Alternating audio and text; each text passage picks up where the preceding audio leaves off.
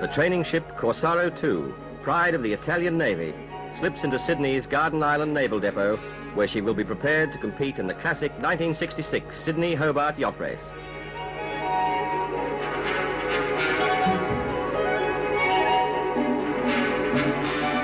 The new Sydney Yacht Camelot, latest of the successful ocean races designed and built by Admiral's Cup skipper Ron Swanson, slips proudly into the water.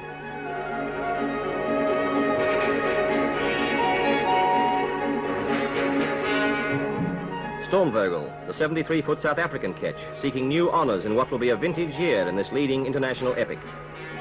Late arrivals join the fleet as skippers, navigators and press representatives gather for the final race briefing at the Cruising Yacht Club of Australia.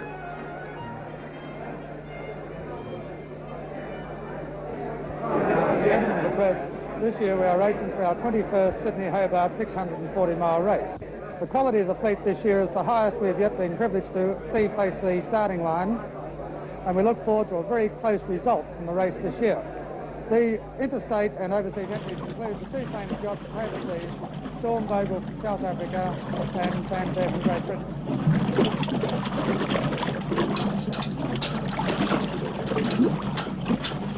Resting by the marina, over $1 million worth of sleek ocean racing hulls, symbols of man's unending effort to harness the wind and master the sea around him.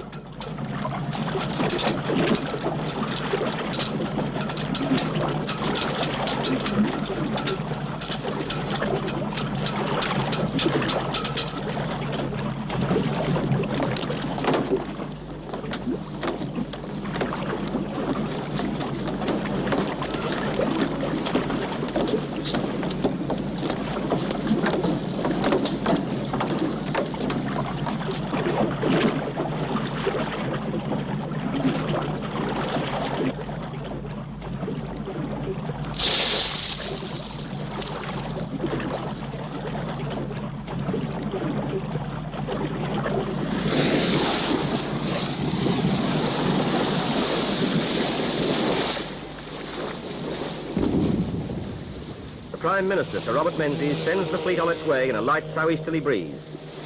Philandra and England's Fanfare shoulder aside the harbour chop.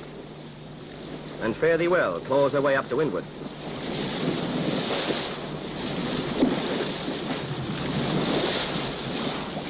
The as yet untried Alcheringa is in close company with Fare Thee Well, who finds the light breeze exactly to her liking.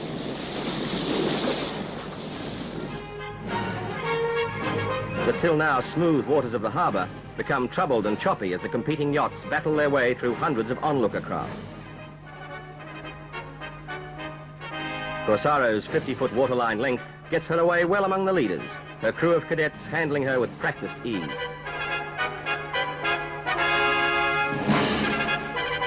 Seconds count as all yachts strive for the honour of being first to the heads. Philandra covers sea wind, sailing hard to leeward of her.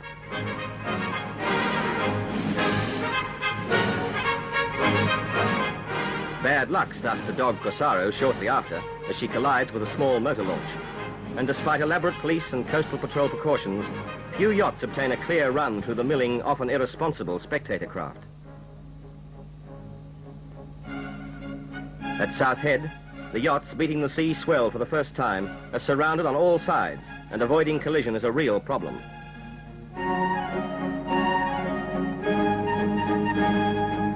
The harbour is patterned with streaming wakes as the flotilla of escorting boats mingles with the competitors. Only Stormvogel, reaching South Reef nearly 16 minutes ahead of her nearest rival, is untroubled, her convoy of followers spreading behind her like a fan.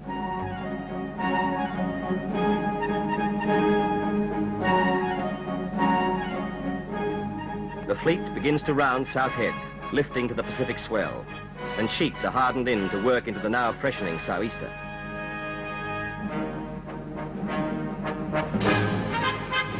Stormvogel, her crew hoping for the harder blow that suits her, shoulders ahead towards the open sea, increasing her lead.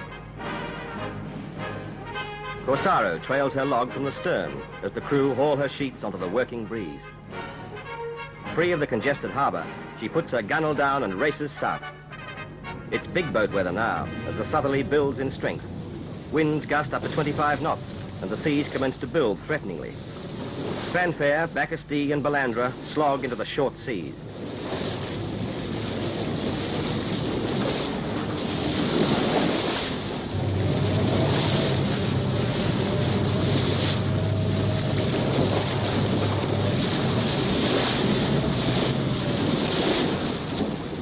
Eilena's crew commenced to reduce her huge spread of sail. A working headsail is being hoisted, and the ship is trimmed for the harder conditions building up.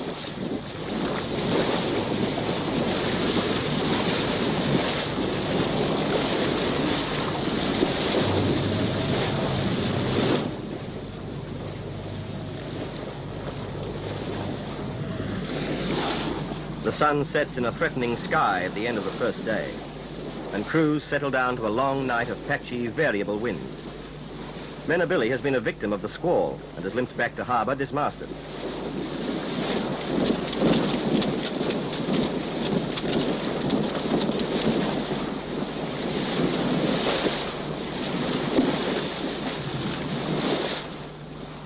Dawn of the second day, and Stormvogel is 10 miles ahead with Freya in hot pursuit.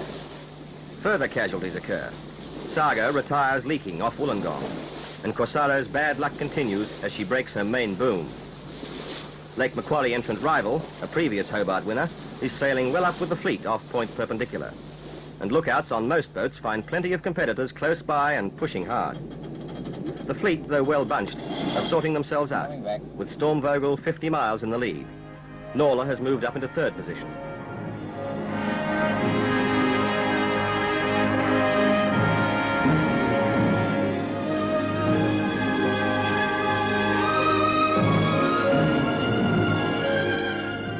Odin, Camelot and Mr. Christian, with Genoa's drawing in now lighter airs, settle down to pleasant sailing in levelling seas.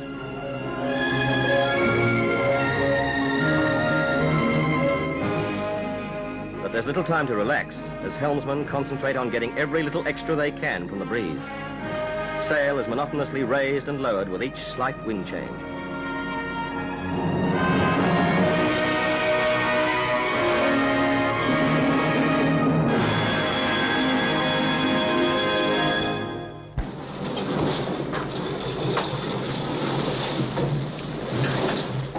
As the breeze moves aft, spinnakers are prepared and broken out in an effort to catch every fluky puff that may mean a second gained.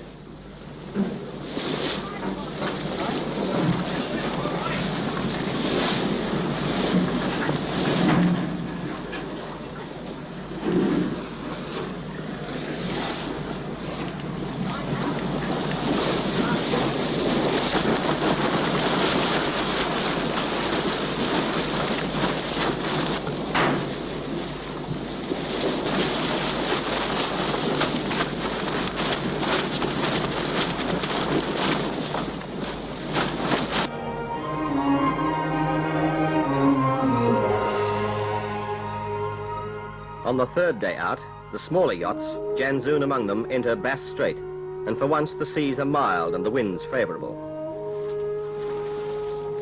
Tahuna is well up entering the strait. It's a welcome change for the normally inhospitable waters, but the yachties know there's still a long way to go. With the sunset, the sea again builds up, the sky is overcast, and the wind freshens in from the south. It's the third night at sea. Wet and cold, the strain and weariness are beginning to show. Hampered by cumbersome oilskins and wet weather gear, Southern Myth's crew change headsails. It's a process that's repeated over and over again during the night, as winds from every point of the compass keep the tired crews hard at the job. The helmsman's face, too, shows the effects of long hours of concentration in frustrating weather. They press on through yet another long night until Stormvogel, so far in front she's beyond hope of being caught, is off the Tasmanian coast. The end of the race is in sight, and although a record passage has eluded her, she continues to widen her lead over the rest of the fleet. Well astern, but hanging on grimly, Fanfare and Balandra fight a grim duel, with the ever-present Freya just astern. Sea wind to 9 miles. Air position 421. We have a man overboard and are stopping to recover. Maya to Casaro. Call me back as soon as you have information on him. Robbery to my. We have in sight what we think is Casaro. She sent a rocket up. We are going over to her assistance. Robbery to my.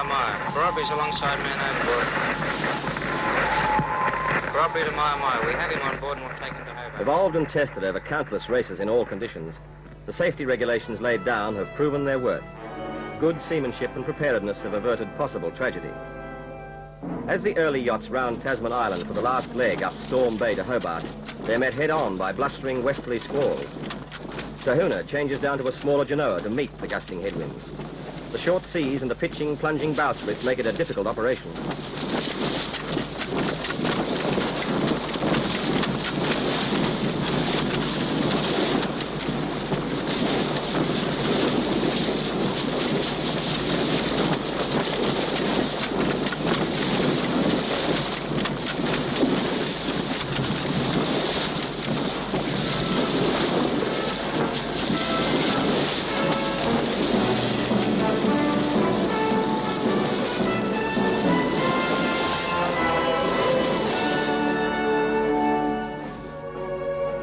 One by one, the yachts slip round towering Cape Rowell, and the wind is starting to swing again and ease.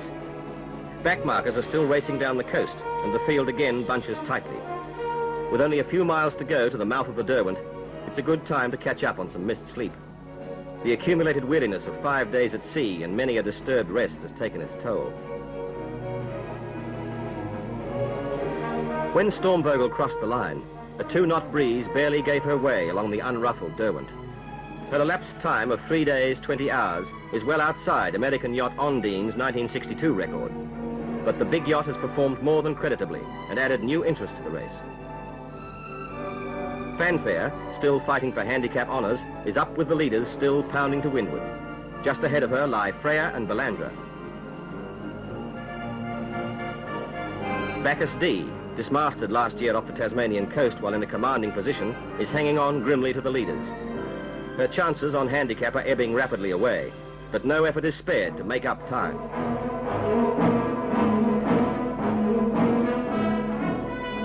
Kringle, one of the 2 steel-hulled Freyas built by the Halversons, is sailing comfortably, but has now no chance of making up on her sister ship, by now well up the Derwent and approaching the end.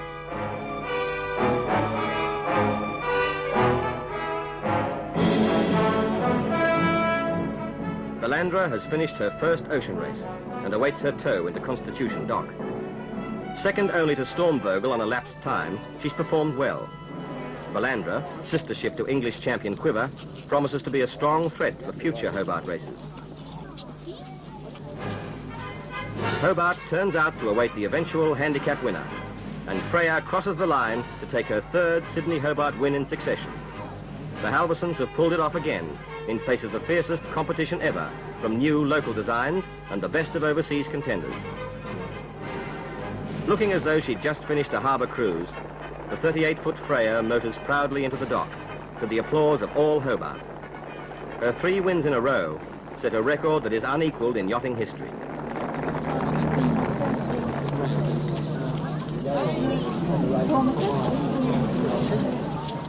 But every boat has her own race to sail, and Astalot and Noranda fight out the finish neck and neck. With no chance now on handicap, it's boat for boat, and every placing, every second picked up counts and is fought for doggedly. There's still plenty of excitement left before the line is finally crossed by all boats.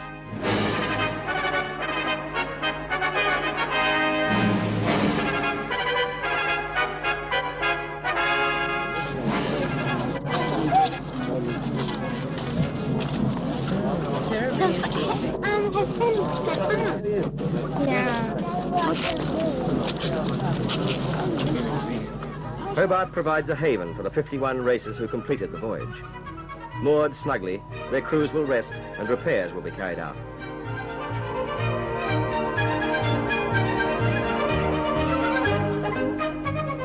Cornelis Brunziel, owner-skipper of Stormvogel, is first to receive the traditional Jeroboam of champagne from Geoffrey Penfold Highland. Handicap results are ratified, and Magnus Halverson accepts congratulations on behalf of his crew.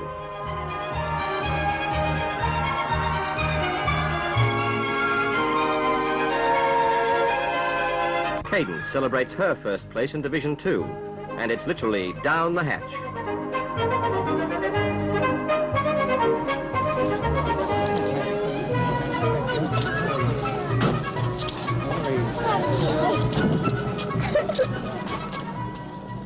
A time to discuss, to commiserate, to swap experiences. A good race behind, and a full year ahead before once more we're bound for Hobart Town.